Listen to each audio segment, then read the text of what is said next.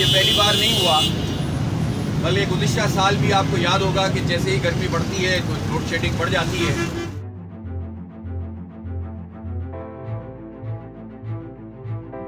اور جتنے صاحبان ہیں ان سب نے مل کر یہ اعلان کیا تھا کہ کل سے لوڈ شیڈنگ نہیں ہوگی، اور وہ کل آج ایک سوا سال گزرنے کے بعد بھی نہیں آئی۔ ہم نے 3 دن پہلے جو پریس کانفرنس کی تھی اس میں یہ اعلان کیا تھا کہ اگر اگلے 3 دنوں میں لوڈ شیڈنگ کا یہ سلسلہ جاری رہا اور لوگوں کو ریلیف نہیں دیا گیا تو جماعت اسلامی احتجاجی سلسلہ شروع کرے گی۔ آج یہ 3 دن مکمل ہو گئے ہیں، لیکن شہر کی صورتحال بالعموم وہی ہے۔ کچھ علاقوں میں انہوں نے اگر رات کی لوڈ شیڈنگ صرف کم کی تو دوسرے علاقوں میں شروع کر دی۔ اس دوران میں وفاقی حکومت نے یا گورنر صاحب نے اس کو انشور کیا کہ ایک مرتبہ پھر کے الیکٹرک کو فیور دیا جائے۔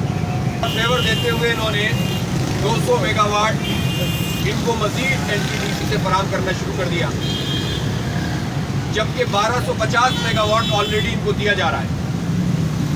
اب کہتے یہ ہیں کہ ہم ان کو اس لیے بجلی فراہم کرتے ہیں کہ ہم کراچی کے بڑے ہمدرد ہیں، اور کراچی میں اگر لوڈ شیڈنگ ہے تو ہم کے الیکٹرک کو وفاق کی طرف سے مزید بجلی فراہم کر دیتے ہیں تاکہ شہریوں کو ریلیف ملے۔ لیکن در حقیقت یہ ایک دھوکہ ہے، اور وہ دھوکہ اس لیے ہے کہ یہ اصل میں کہ الیکٹرک کو فیور دی جاتی ہے۔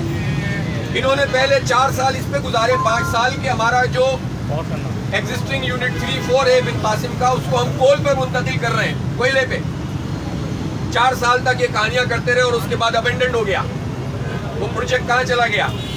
اس کا مطلب یہ ہوا کہ کے الیکٹرک جو کہ جب اس کے AC کی نجکاری کی گئی تھی تو اس وجہ سے کی گئی تھی کہ یہ اپنی بجلی میں خود انحصاری حاصل کریں گے، ٹرانسمیشن صحیح ہوگی، ڈسٹریبیوشن صحیح ہوگی، لیکن انہوں نے صرف 11% اضافہ کیا ہے، جبکہ 18 لاکھ صارفین تھے جب کہ AC پرائیویٹائز ہوا تھا 16 سال پہلے 2005 میں۔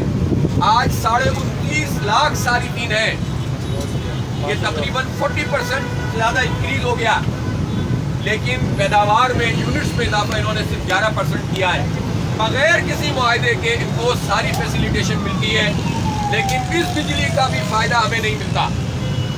ان کے بل بن جاتے ہیں، ان کی لائبلٹیز کو کم کرنے کے لیے کام کر دیا جاتا ہے، اور ہمیں جو ہے ہمیں وہ پھر بھی سہولت حاصل نہیں ہوتی۔